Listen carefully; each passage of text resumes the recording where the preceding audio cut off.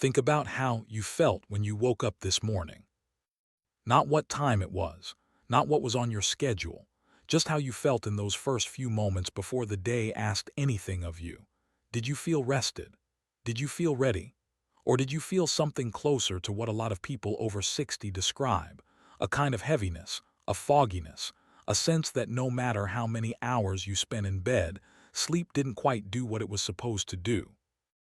Maybe you've been waking up at 2 or 3 in the morning and lying there for an hour before drifting off again. Maybe you fall asleep easily enough but wake up feeling like you barely slept at all. Maybe you've started to need a nap in the afternoon just to feel like a functioning human being by evening, something you never needed in your 40s or 50s. If any of that sounds familiar, you've probably told yourself the same thing most people tell themselves. This is just what getting older feels like. Sleep gets worse with age. Everyone knows that. It's just part of the deal. But here's what most people haven't been told. The changes in sleep that so many people over 60 experience are not simply an inconvenience to be managed. They are a signal, one that researchers in aging and longevity have been studying closely for years. And what that signal is connected to goes far beyond feeling tired in the morning. It reaches into your brain health, your muscle strength, your immune function, your emotional resilience, and your long-term ability to stay independent and well. Welcome back to Avatal Longevity. Today we are having one of the most important conversations this channel has ever hosted, because sleep is something almost every person over 60 is dealing with quietly, alone, and without nearly enough information about what it actually means or what can actually be done about it. By the time this video is finished, you are going to understand why sleep changes after 60, what those changes are doing inside your body while you rest, the specific warning signs that deserve more than a shrug, and the practical, research-informed habits that can genuinely begin to shift things. No supplements being sold, no miracle promises, just honest, useful information that puts you back in the driver's seat. Let's start with why this matters far more than most people realize.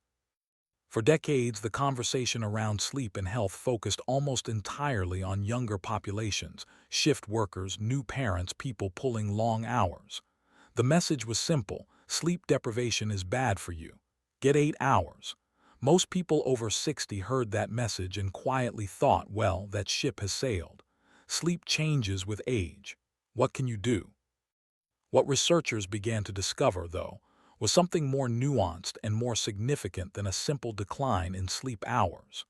They found that the architecture of sleep, of the specific stages the brain moves through during the night, and how much time is spent in each one changes in ways that have real, measurable consequences for the aging body. And those consequences were showing up not just in how people felt in the morning, but in blood work, in cognitive testing, in muscle biopsies, and in long-term health outcomes tracked over years and decades. The key insight is this: sleep is not passive. While you are lying still with your eyes closed, your body is running one of its most active and critical maintenance programs. And when that program gets disrupted, when the architecture of your sleep changes in certain ways, the maintenance doesn't fully happen. And the effects of that, accumulated night after night, are anything but trivial. Now, we want to be straightforward with you about something before we go further, because this is the kind of topic where it's easy to feel alarmed, and that's not what we want for you. Poor sleep after 60 does not mean something is irreversibly wrong. It does not mean your brain is failing or your health is falling apart, and it absolutely does not mean you are beyond help. What the research shows consistently is that sleep in later life is sensitive to habits, to environment, to stress, to medication, to light exposure, to physical activity, and to a range of other factors that are well within your ability to influence. But the consequences of not addressing it, of simply accepting disrupted sleep as a permanent feature of aging and doing nothing, those deserve to be understood clearly. Because when you understand what poor sleep is actually doing inside your body, the motivation to address it stops being about feeling better in the morning and starts being about something much larger. Falls are one area where the connection is increasingly clear. Research has found that people who sleep poorly tend to have slower reaction times and reduced balance, two of the most significant risk factors for falls, and not just on the days after a terrible night's sleep. Chronically disrupted sleep appears to affect the neural pathways responsible for balance and coordination in ways that accumulate over time. Muscle health is another. During deep sleep, the slow wave stages that tend to decrease with age, the body releases growth hormone, which plays a central role in muscle repair and maintenance. When those deep sleep stages become shorter and less frequent, that repair process is consistently shortchanged.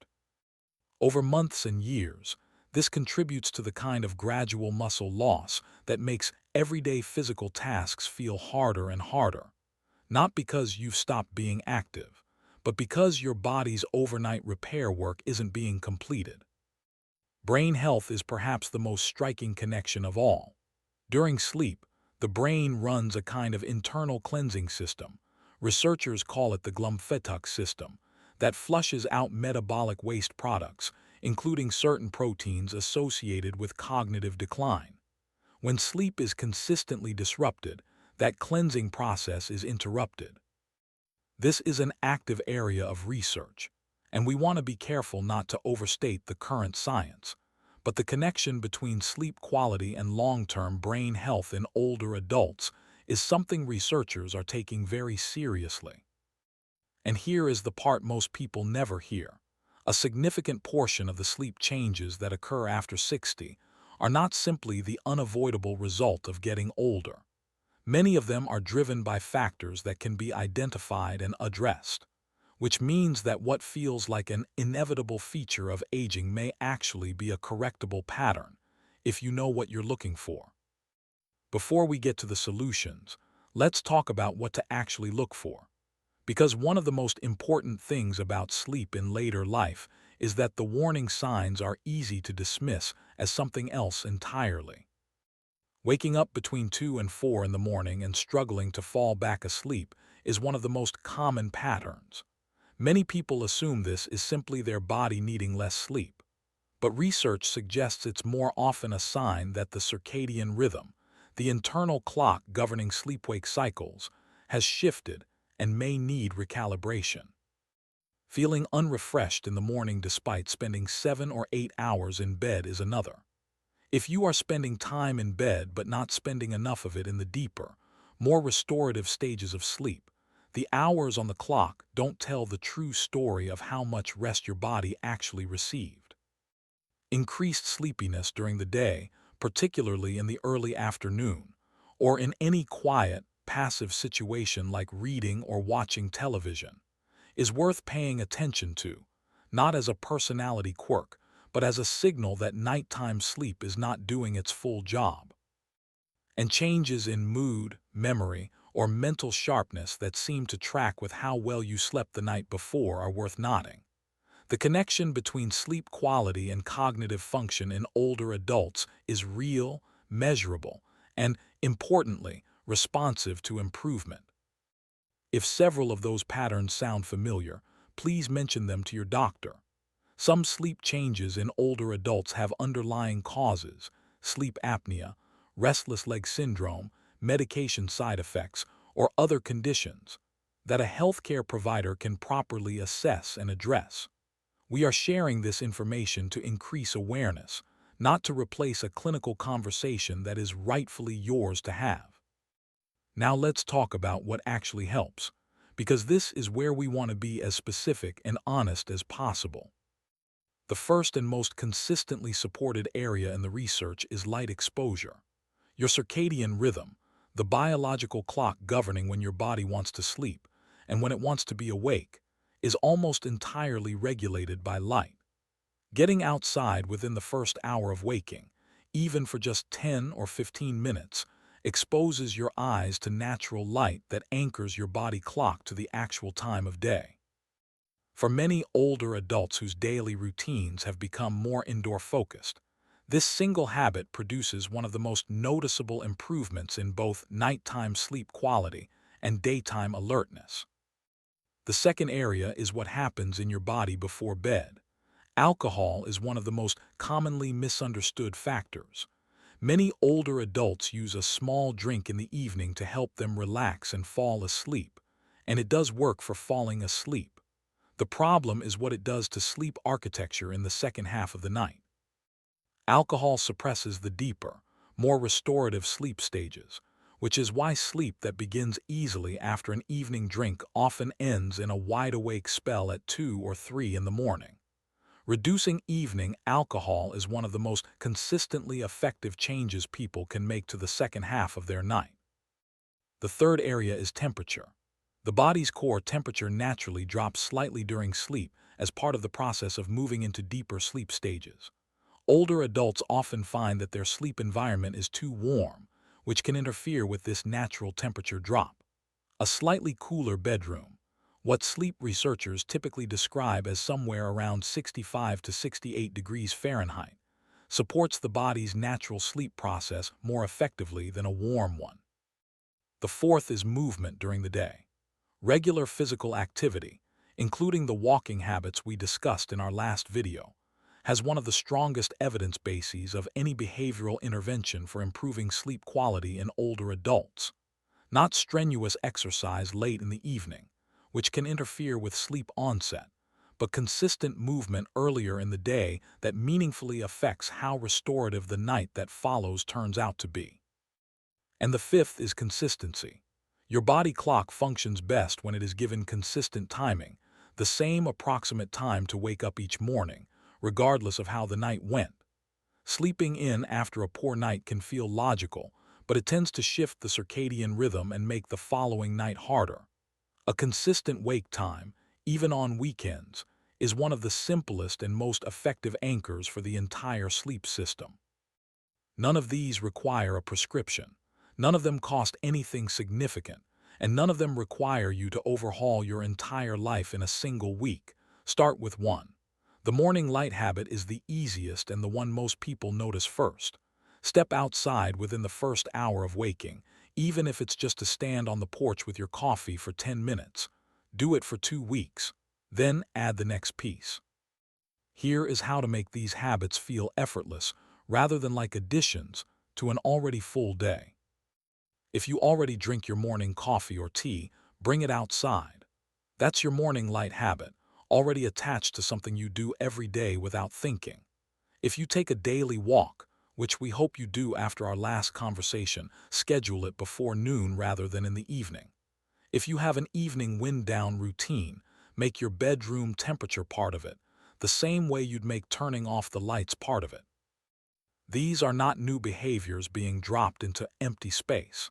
They are small adjustments to the routines you already live that accumulate into something genuinely meaningful over time. We want to say this clearly, because we know how discouraging it can feel to have struggled with sleep for years and to wonder whether anything can really change. Your sleep system is not broken beyond repair. It has shifted, the way many things shift in the body after 60, but shifting and broken are not the same thing. The circadian rhythm responds to consistent light cues. The deep sleep stages respond to appropriate daytime activity and a cooler sleeping environment. The second half of the night responds to changes in evening habits. These are not theoretical possibilities. They are documented, researched, real-world outcomes experienced by people in their 60s, 70s, and 80s who made modest, consistent changes and felt the difference. At eVital Longevity, we believe the most powerful thing we can offer is not a list of things to worry about. It's a clear understanding of what is actually happening and a realistic, honest path towards something better. And when it comes to sleep, that path is more accessible than most people have been told. We want you to imagine something for a moment. Picture waking up 6 weeks from now. Not to the alarm, not to the familiar heaviness, just waking up and lying there for a moment, noticing that something is different. Your head feels clearer. The morning doesn't feel like something to push through. You get up and move through your kitchen with an ease that surprises you a little. You make your coffee. You step outside for a few minutes in the morning light. and something about the day feels like it belongs to you in a way it hasn't for a while. Picture an afternoon without the deep pull of exhaustion that usually hits around 2 o'clock. Picture an evening where you feel genuinely ready for sleep when bedtime comes, rather than dreading another night of lying awake. Picture waking up and actually feeling like the night did something for you, like your body used those hours the way it was designed to. This is not an extraordinary vision. It is an ordinary one. But for many people over 60, it is one that feels like it has been out of reach for years. And for many of those same people, it comes back sooner than they expected, once they understand what was interfering with it and make a few specific, targeted changes. You came into this video perhaps thinking that poor sleep was simply the price of getting older, a tax paid quietly, every morning without much recourse. We hope you're leaving it with something different, with the understanding that your sleep is a signal worth listening to, a system worth supporting, and a part of your health that remains responsive to the right kinds of attention. With 3 or 4 specific, concrete changes you can begin this week, and with the knowledge that the tired version of your morning is not the permanent version. Your one action today is simply this: tomorrow morning take your coffee outside, 10 minutes, morning light, that's it, start there. And then come back and tell us in the comments, how has your sleep been lately? What changes, if any, have you already tried? What helped? What didn't? This community learns from each other, and your experience matters to every person reading these comments. If this video gave you something useful, please take a moment to like it. It helps us bring this information to more people who need it. And if you haven't yet subscribed to eVital Longevity, now is a great time, because what we're covering next is something that connects directly to everything we've discussed in the last 2 videos. Next time, we're going to talk about a part of the body that most people over 60 never think to train, one that quietly controls your balance, your posture, and your ability to catch yourself before a fall. It's not your legs. It's not your core. And when we tell you what it is, we think you're going to understand immediately why it deserves your attention. That's coming soon. Until then, sleep well, move well, and remember, your body is still working for you, every single night, doing its best to keep you well. Give it a little more of what it needs, and it will show you what it's still capable of. Take good care of yourself.